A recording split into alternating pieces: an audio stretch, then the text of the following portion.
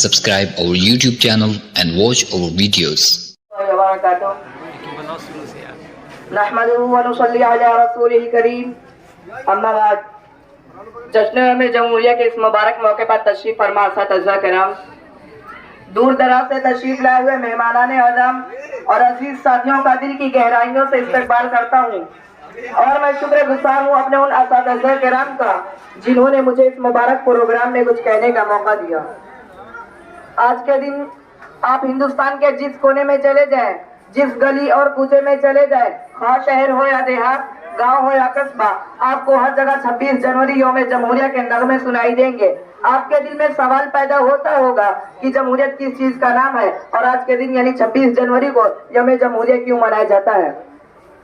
محترم سامعین کرام، سن 1947 عیسوی کو ہمارا ملک ہندوستان آزاد ہوا، اور آج کے دن یعنی 26 جنوری سن 1950 عیسوی کو ہمارے ملک کے لیے نیا قانون نافذ کیا گیا۔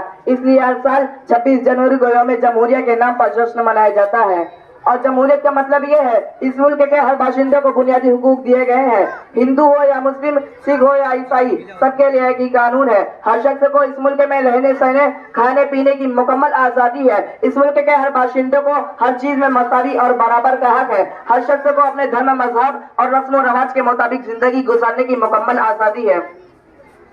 مگر افسوس کے ساتھ یہ کہنا پڑ رہا ہے کہ مدارس کو بری نظر سے دیکھا جا رہا ہے، ٹوپی کرتا داڑھی والوں کو نشانہ بنایا جا رہا ہے۔ تمہیں یاد ہونا چاہیے اس دیش کو آزاد کرانے میں کن لوگوں کا ہاتھ تھا۔ کسی کالج یا یونیورسٹی سے نکلے ہوئے کسی پروفیسر کا نہیں، بلکہ جب اس دیش کو آزادی کے لیے مجاہدین کی ضرورت تھی اور بدائی میں سے لوگوں کی جو اپنی جان کو قربان کر دے، ایسے لوگوں کی ضرورت تھی تو اس دیش کو بچانے کے لیے مولانا قاسم نانوتوی میدان میں آتے جو کہ مدرسے کے پڑھے ہوئے تھے، مولانا رشید احمد گنگوہی آتے جو کہ مدرسے کے پڑھے ہوئے تھے، مولانا جعفر خان سنگھ نکلے انگریز کو ڈرانے کے لیے جو کہ مدرسے کے پڑھے ہوئے تھے، مولانا فضل خیر آبادی نکلے 4 سال تک مالٹا کے جیل میں رہے، وہیں پر دفن ہو گئے، وہ بھی مدرسے کے نکلے ہوئے تھے، مولانا ابوالکلام آزاد رحمۃ اللہ علیہ جو کہ مدرسے کے پڑھے ہوئے تھے۔ آپ کو یاد ہونا چاہیے سید شاہ اسماعیل شہید رحمۃ اللہ علیہ جو کہ مدرسے کے نکلے ہوئے تھے۔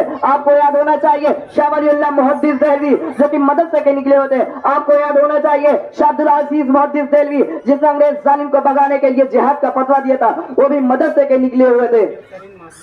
اور ابھی جو موجود ہے مولانا ارشد مدنی دامن برکاتہم مدرسے کے پڑھے ہوئے ہیں، مولانا محمود الحسن صاحب، مولانا محمود مدنی صاحب مدرسے کے پڑھے ہوئے ہیں، امیر شریعت صاحب مدرسے کے پڑھے ہوئے ہیں۔ بلکہ یہاں تک میں کہنا چاہوں گا اس دیش کی اتہاس کو سب کے سامنے ببانگے دوہن لگنے کی میں کوشش کرتا ہوں۔ ہمیں گرو ہے اس بات پر مدرسہ قرآنیہ جامع مسجد، میں بھی ایک مدرسے کا طالب علم ہوں، ہم نے اس مدرسے سے تعلیم حاصل کی ہے۔ ہم اس اتہاس کو لاتے رہیں گے اور کہتے رہیں گے 70,000 علماء کرام پھانسی کے پھندے پر لٹک کر اس دیش کو آزاد کرایا تھا۔ وہ 70 کے 70,000 علماء کرام اگر کہیں سے پڑھے ہوئے تھے تو وہ مدرسے کے پڑھے ہوئے تھے۔ اگر تم نے مدرسے کو بند کرنے کی کوشش کی، اگر تم نے مدرسے کو کوئی لیگیشن سے لگائے تو کان کھول کر سن لو غدارو، جب جیل اس دیش کے اوپر حملہ کرے گا، جب نیپال اس کے اوپر شکنجہ کسنے کی کوشش کرے گا تو کوئی میدان میں پہلے نہیں آئے گا۔ اگر سب سے پہلے کوئی میدان میں آئے گا تو سر پہ ٹوپی اور چہرے پہ داڑھی رکھنے والے مدرسے کو علماء کرام میدان میں آئیں گے اپنے اس دیش کی رکشا کرنے کے لیے، اور کیا ہے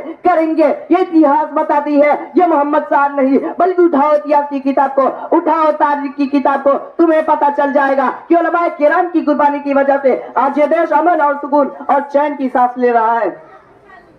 میں اپنی بات کو اس شعر پر ختم کرتا ہوں۔ ہم اپنی سانسوں کو تیرے نام کرتے ہیں، ہم اپنی سانسوں کو تیرے نام کرتے ہیں، اے وطن ہم تیری عظمت کو سلام کرتے ہیں۔ وما علینا الا البلاغ۔